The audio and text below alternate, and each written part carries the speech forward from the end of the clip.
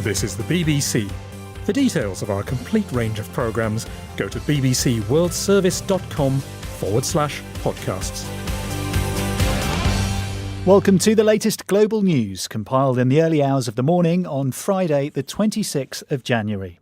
I'm Jonathan Blake with a selection of highlights from across BBC World Service news today.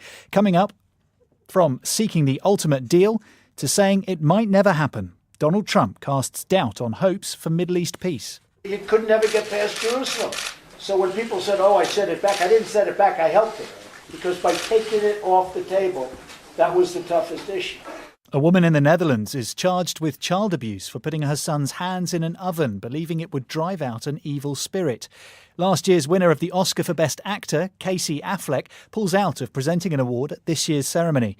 Could a 200,000-year-old fossil mean a rewrite of what's currently believed about human evolution? The whole biological history of our own species should be revised. The origin of our species go back in time to around 500,000 years. And after ISIS, the people rebuilding Iraq's second city, both physically and culturally. For me, it's a challenge because in the first minutes when ISIS, they left my home and take all my instruments, I just promised myself I will destroy you. But first, over the last few decades, Israel and the Palestinians have looked towards the United States for the possibility of any peace deal. But the chances of the US brokering an agreement have been dealt a major blow after President Trump questioned whether negotiations would ever take place. He said the Palestinians had disrespected the US after his decision to recognise Jerusalem as Israel's capital. And he warned them that America will cut aid money if they refuse to talk. Mr. Trump was speaking at the World Economic Forum in Davos in Switzerland. The fact is, and I think you know this better than anybody, there were never any deals that came close because Jerusalem, you could never get past Jerusalem. So when people said, I set it back, I didn't set it back, I helped it. Because by taking it off the table, that was the toughest issue. And Israel will pay for that. Look, Israel, something's going to happen. They'll do something that's going to be a very good thing. But they want to make peace, and I hope the Palestinians want to make peace. And if they do, everybody's going to be very happy in the end. President Trump, speaking alongside the Israeli Prime Minister Benjamin Netanyahu, also warned the Palestinians he would withdraw aid money if they refused to talk with the Israelis. Riyad Mansour, the Palestinian representative at the United Nations, said his people wouldn't be bullied. No price tag can be put on the rights and dignity of any people. They cannot be quashed by threats, intimidation, or punitive action, and such attempts must be rejected by all who seek peace and justice and who truly believe in international law as the path for their realization. I asked our Middle East correspondent Tom Bateman whether the latest comments by President Trump have driven the Israelis and Palestinians further apart.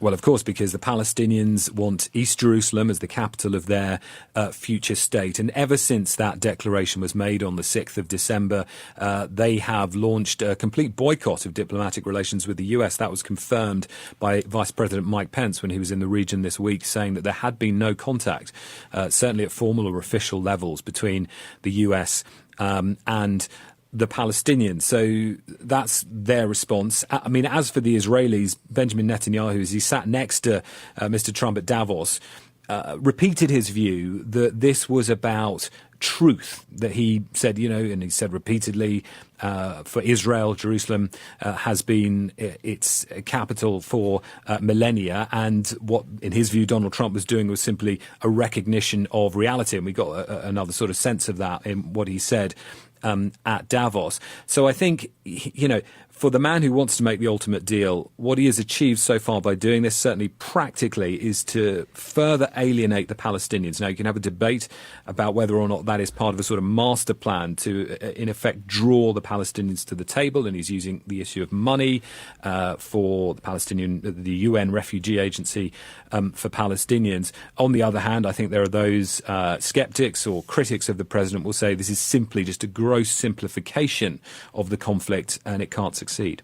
Whether there is or isn't a a master plan from the Americans, and perhaps you can shed some light on that for us. Is there anyone else who could broker any kind of peace? Well, on the first point, Donald Trump confirmed that there is a peace plan. We know from his team of envoys who have been in the region numerous times over the last year, they've been saying, this year, originally it was going to be the new year, it looks like it'll be later in the year, they will say what the plan is. I mean, we've had some clues into Donald Trump's thinking in that he said, with the Jerusalem part of this, that the Israelis would have to pay, in his words, they would have to, I suppose, give some concessions because they'd got the formal recognition of Jerusalem from the US. That's the US thinking.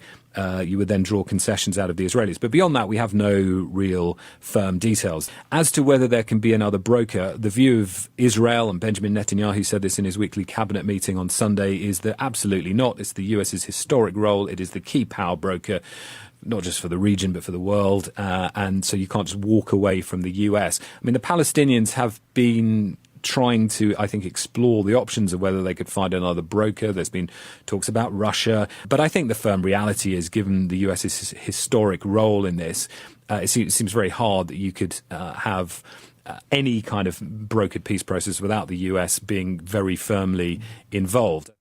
Tom Bateman. Well, among the big names gathering in Davos is Cyril Ramaphosa. He recently replaced Jacob Zuma as leader of South Africa's governing African National Congress Party and seems likely to be running the country soon too. Mr. Zuma is facing a judicial inquiry into accusations of influence peddling, corruption and fraud. In particular, that a prominent business family, the Guptas, has undue influence over the president, known in South Africa as state capture. Cyril Ramaphosa spoke to the BBC's Zainab Badawi. Obviously, the key matter that everyone wants to see addressed is the tenure that President Zuma still has to serve out. Constitutionally speaking, he still has 18 months. And within this 18 months, obviously, a lot of things can happen. But he and I have agreed that we are going to be meeting regularly to discuss matters, but by definition, it means that in the course of this, we're also going to discuss the transition. How long is it going to last? How is he feeling? Is he under pressure? Is he feeling very anxious? He must be, with all this stuff swirling around him. Well, obviously. I mean, any normal human being would be anxious, would be concerned about all this. So he is naturally feeling anxious and he wants matters to be handled carefully. And I'm saying my key interest is to move the country forward. It's not so much about what happens to an individual, it's what the Really? Even if that individual is the current head of state who has presided over what's been described as state capture? Well, you see, the state capture issue is now being handled. A commission of inquiry has been appointed. It's now going to go into the depths. There has been state capture, you say? Of course, there's been state capture. Everyone agrees that our state was captured by corrupt elements, by people who purported to be close to the president, who have been doing really bad things in getting into many state institutions. Cyril Ramaphosa speaking to the BBC's Zainab Badawi. Myanmar's leader Aung San Suu Kyi has changed since taking office and lacks moral leadership. That is the view of former US diplomat and longtime friend of Miss Suu Kyi, Bill Richardson. He's resigned from his post on an international panel set up to advise the Burmese leader on the Rohingya crisis. Myanmar has accused Mr. Richardson of pursuing his own agenda. Our Southeast Asia correspondent Jonathan Head reports. This was a blistering reproach of the Burmese leader from a man she's considered a personal friend for more than 20 years. Bill Richardson is one of 5 statesmen that Aung San Suu Kyi invited to advise her government on addressing the conflict which has driven hundreds of thousands of Muslim Rohingyas into Bangladesh. But after 3 days of meetings, the US diplomat concluded that she was not ready to listen to his concerns. She exploded at me when I asked her to do something about swiftly and fairly dealing with the journalists that were in prison. And she reacted as if I had, she said, this is not the advisory board's role, but it is. A free press in the area to see what's going on, especially on human rights violations, is a duty, an international duty. And so I resigned. I don't want to be part of a cheering squad or a whitewash. The loss of so prominent a member of the advisory board is a blow to the Myanmar government's hopes of repairing its tarnished international reputation. Other members of the board, though, among them the former South African Defence Minister Rolf Meyer, believe that Bill Richardson's resignation was too hasty. I think Mr. Richardson was a little bit in a hurry to make that statement. I think it's unfair and it's not a legitimate statement by him. The board has already recommended that UN agencies be fully involved in any repatriation of the Rohingya refugees, that the media be given greater freedom to report in Rakhine State, and that there should be an independent inquiry into the violence last year. After 5 months, there has been little progress on any of these issues. Jonathan Head reporting. It appears to be the first case of its kind in the Netherlands. A Dutch-Moroccan woman has been charged with child abuse after she put her 9-year-old son's hands in a hot oven, believing it would drive out an evil spirit. Anna Holligan told me more from The Hague. This woman, 39-year-old mother, she's accused of putting her son's hands in the oven and also stuffing cotton wool into his ears to try to drive out the evil spirits. She appeared in court today along with 2 other people who are facing the same charges. They've been released until the next hearing, which is in 2 weeks' time. But we already have an idea of how her lawyer is planning to run his defence case. So he says it's all about intent. And he's basically arguing that the woman was trying her best to heal her son, not to hurt him. She was desperate, and so he will use examples like ear piercing or tattoos to say if the intent wasn't to cause harm, then she shouldn't be found guilty of child abuse. And it seems this is the first case of its kind to be prosecuted, but how much evidence is there that these ideas and this kind of practice is widespread in the Netherlands? Well, there has been some misunderstanding of the figures quoted in the media, possibly a case of lost in translation. So 60 to 80% of Dutch Muslims who are already suffering from some form of psychosis believe in the concept of a jinn or demons. And the whole case has raised some really interesting issues about how society and especially mental health services are adapting in response to the cultural and religious beliefs now in the Netherlands. So in the past, these kind of ideas may have been dismissed, but actually some psychologists are now calling in imams, and there was one quoted in the local paper saying if there's an imam in the room, then it really helps them to understand that there is no jinn. And in other cases, they're incorporating excerpts from the Quran, saying verses that they can recite to help them. One psychologist said that they warn of extreme expulsions which are not Islamic, and explained that if they go to an imam for an expulsion, then they still have to keep swallowing their medicine. So it's the kind of idea now of the state of society that they're trying to recognise these deeply held beliefs, but also make sure that people also incorporate the scientific knowledge. Anna Holligan speaking to us from The Hague. Next, a human jawbone and teeth around 200,000 years old, which, it's claimed, could change the view of how humans evolved and spread across the world. The remains, along with tools, were found in Israel. Professor Israel Hershkovitz is from the team at Tel Aviv University who've been reviewing the finds. I think that the whole biological history of our own species should be revised. Because if we have modern humans here in Israel around 250,000 years, it implies that the origin of our species go back in time, not to 250,000 or 300,000 years ago, but probably much earlier, to around 500,000 years. For more on what the discovery could tell us, I spoke to the BBC's science correspondent, Palab Ghosh. What the researchers are trying to find out is when the first modern humans, our species, left Africa. Now, until now, the evidence for the earliest humans was 100,000 years ago in Israel as well. But this new jawbone that was discovered in 2002 and has only just been dated, it turns out that it might be 200,000 years old, so twice as early.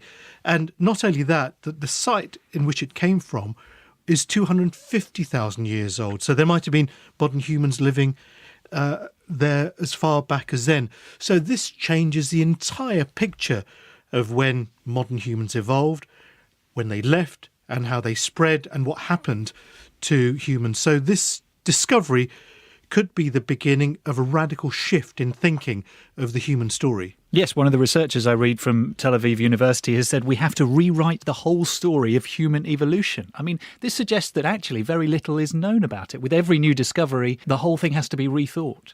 The reason for that is that there are very few human remains from different periods, and so researchers are trying to piece together the story of our species and our ancestors from a limited amount of information. One of the things that's changed is that we have now better methods of dating, and so that's helping researchers a lot, try and figure out what happened. So there's a lot of controversy, a lot of doubt. Some people argue that certain species are not modern humans, so there's lots of rivalry going on, if you like. It's quite a cutthroat field, human evolution. Palab Ghosh. You're listening to Global News, the most important stories and the best interviews and on-the-spot reporting from the BBC World Service. Every weekend you can hear a review of the week's main news stories and why they matter. That's in the world this week, and the programme is also available to download from our website. Go to bbc.co.uk/programmes. Casey Affleck, who won the Best Actor award at last year's Oscars, has pulled out of this year's ceremony after accusations of sexual harassment. I got more details from our correspondent in Los Angeles, James Cook. He's done it because he was under considerable pressure. Casey Affleck was due, by tradition, as the Best Actor winner last year, to present the Best Actress award this year. But there were these allegations which date to 2010. 2 civil suits were filed against him during a production of a film in which were settled for undisclosed sums at the time. And these allegations have swirled around, and there's been some discontent and unhappiness in Hollywood about them for some years, but they didn't stop him being cast, and they didn't stop him winning an Oscar.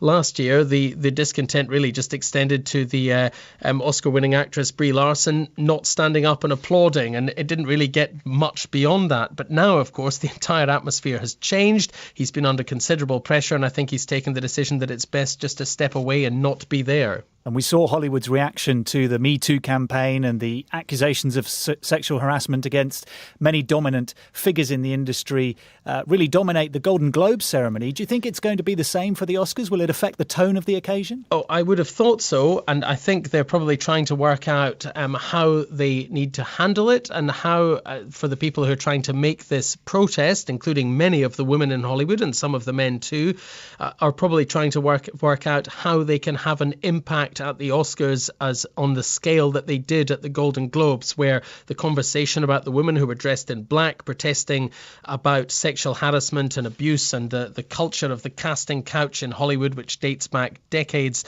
they really did manage to focus attention on their message, and not just on that and on trying to stop harassment and abuse, but also in trying to improve roles for women and to try to improve women's status in the industry as well. James Cook in Los Angeles.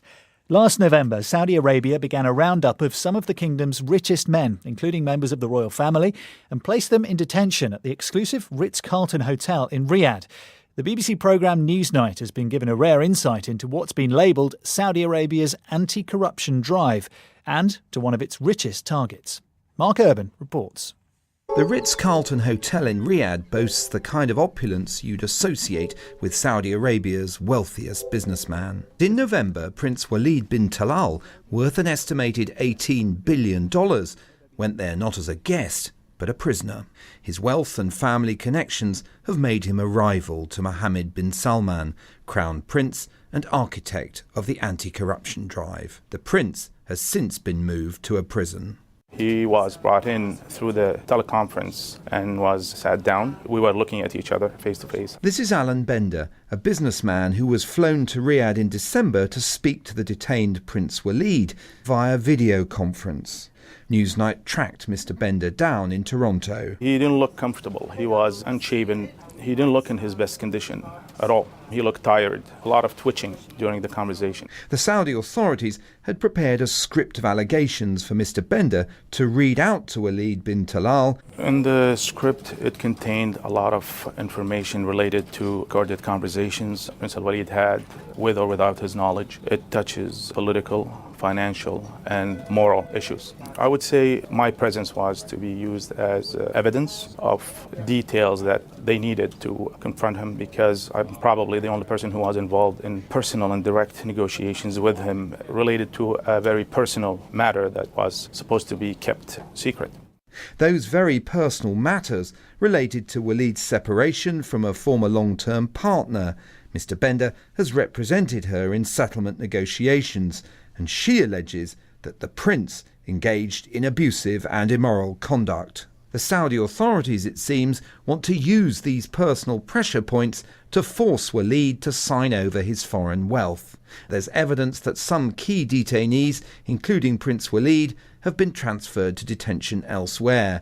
The room he was in definitely was not a hotel room. It looked more like a detention room. It didn't look or sound like he was at the Ritz-Carlton.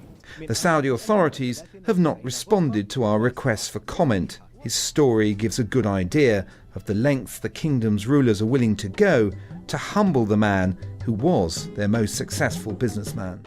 Mark Urban reporting. France is planning to introduce on-the-spot fines for cannabis users. The measure was one of Emmanuel Macron's presidential election pledges last year. Hugh Schofield reports from Paris. In France, it's reckoned there are 5 million people who smoke cannabis at least occasionally. At school-leaving age, nearly half of teenagers have tried it. There's a huge criminal economy supporting the habit. The existing law is tough, but perhaps for that reason it's rarely applied. So the government of President Macron has decided to simplify proceedings, keeping cases away from the courts and allowing police to impose swift, on-the-spot fines. Technically, smoking cannabis will remain a crime, and police will retain the right to press charges. Also, the measure will not apply to under 18-year-olds who, as minors, are subject to a separate set of rules. The fierce battles to rid Mosul of the so-called Islamic State militants left Iraq's second city in ruins. The UN says it'll take about $1 billion to get it up and running again, but it's not just the infrastructure that needs rebuilding. The people of Mosul are slowly trying to put their lives back together, as Shaima Khalil has been discovering. Yunus market area is a vibrant part of eastern Mosul. The mosque after which this area is named, Nabi Yunus, is on a hilltop overlooking the whole city, and it's been destroyed in the battle to rid IS militants. There's twisted metal sticking out of different corners of the mosque, and the actual arches of the entrance have also been destroyed. I'm here to meet Amin Maqdad, a musician who wants to reconstruct his city in a different way.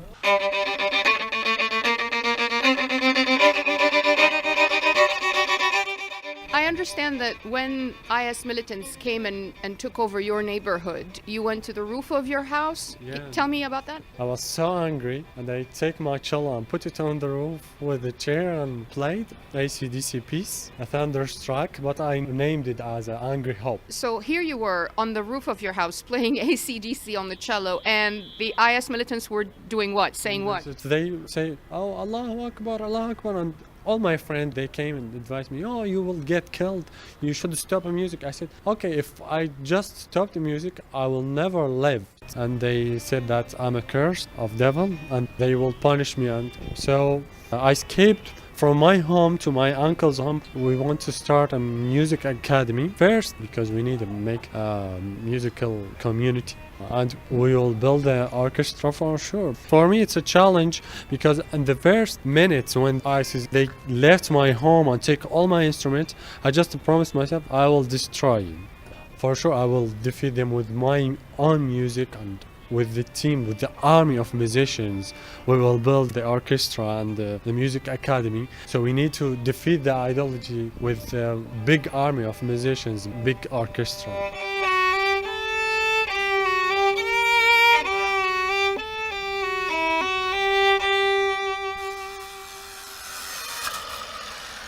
And you do get a real sense of determination in Mosul to rebuild, to look ahead.